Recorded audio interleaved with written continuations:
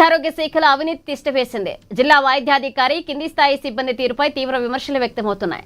ఇక ప్రతి ఫైలుకు ఒక రేటు నిర్ణయించి డబ్బులు ఇస్తేనే ఫైలు ముందుకు కదిపేలా సీనియర్ అసిస్టెంట్లు చక్రం తిప్పుతున్నారు. తాజాగా సచివాలయాలకు చెందిన 70 మంది ఏఎన్ఎంలకు గ్రేడ్ 2 ప్రమోషన్లు రాగా వారికి ఇవ్వాల్సిన మూవ్మెంట్ పత్రం కూడా ఒక్కొక్కరికి నుండి 5,000 రూపాయలు డిమాండ్ చేస్తున్నట్లుగా సమాచారం. ఇక డబ్బులు ఇవ్వకపోతే రేపటి నుండి ప్రమోషన్ల ఫ్రీజ్ అవుతాయని బెదిరింపులకు గురిచేస్తుండటంతో ఏఎన్ఎంలు ఆందోళన వ్యక్తం చేస్తున్నారు.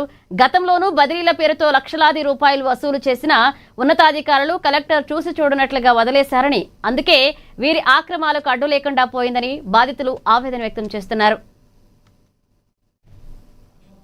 ఇదే అంశానికి సంబంధించి మరిన్ని అప్డేట్స్ అందించడానికి గుంటూరు నుంచి మా ప్రతినిధి రాఘవ ఫోన్ లైన్ లో సిద్ధంగా ఉన్నారు. రాఘవ.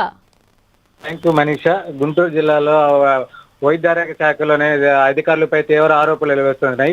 అంటే గతంలో కూడా తీరు మారిన జిల్లా వైద్యాధికారి కానీ కింద స్థాయి సిబ్బంది కానీ ఏదంటే గతంలో కూడా ఏఎన్ఎంల బదిలీ కూడా జరిగినప్పుడు కూడా లక్షల్లో వసూలు చేసినట్టు కూడా వైనం తెలుస్తుంది. ఏదేమైనా కింద అంటే సీనియర్ అసిస్టెంట్ కానీ 10 ఫైల్కి ఒక రేటు డబ్బులు ఇవ్వాల్సిందే, ఇవ్వకపోతే 10 ఫైల్స్ కూడా కదిలేటట్టు కూడా లేదని కూడా అక్కడ కార్యాలయంలో కూడా డిఎంహెచ్ఓ కార్యాలయంలో కూడా అవినీతి ఆరోపణలు వెలువెత్తుతున్నాయి.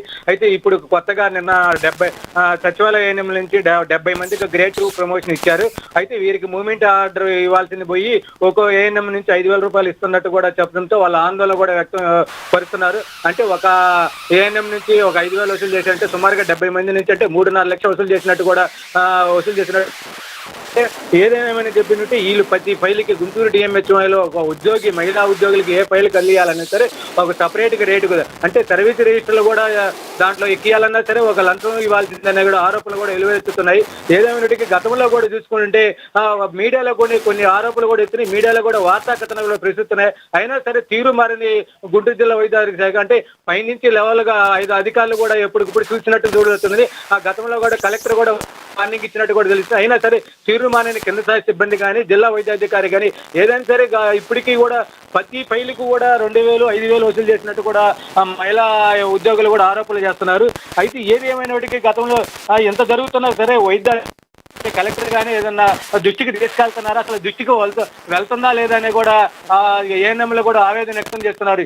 ఇదంతా కూడా రాష్ట్ర ఉద్యోగస్తులు కూడా నడుస్తుంది. ఎందుకంటే ప్రత్యేకంగా గుంటూరు జిల్లాలో అంటే అమరావతి రాజధాని దగ్గరలో కూడా ప్రత్యేకంగా కూడా మహిళా ఉద్యోగులు అంటే ఏఎన్ఎంలు కూడా గ్రౌండ్ గ్రామాన్ని కూడా వాళ్ళ యొక్క ఆరోగ్య సేవలు కూడా విస్తృతంగా కూడా ఇంటింటికి కూడా సేవలు కూడా చేస్తున్నప్పటికీ వాళ్ళ దగ్గర కూడా అంటే లంచం రూపంలో కూడా తీసుకుంటున్నారా లేకపోతే లేదంటే 10 ఫైలు కూడా లంచం రూపంలో వసూలు చేస్తున్నట్టు కూడా తెలుస్తుంది. ఏదేమైనటికీ వాళ్ళ దగ్గర ఎంత వసూలు చేస్తున్నట్టే వాళ్ళ కింద స్థాయి నుంచి కూడా ఎంత ప్రతి గ్రామానికి ఎంతో దూర ప్రాంతాల్లో కూడా వెళ్ళి ఒక గ్రామానికి పల్లెటూరుకి వెళ్ళి సేవలు చేస్తున్నా కూడా వాళ్ళ దగ్గర కూడా వసూలు చేస్తున్నారు ఏందని కూడా ప్రతి అదే ఈ ఏఎన్ఎంలు కూడా ఆందోళన వ్యక్తం చేస్తున్నట్టు కూడా తెలుస్తుంది.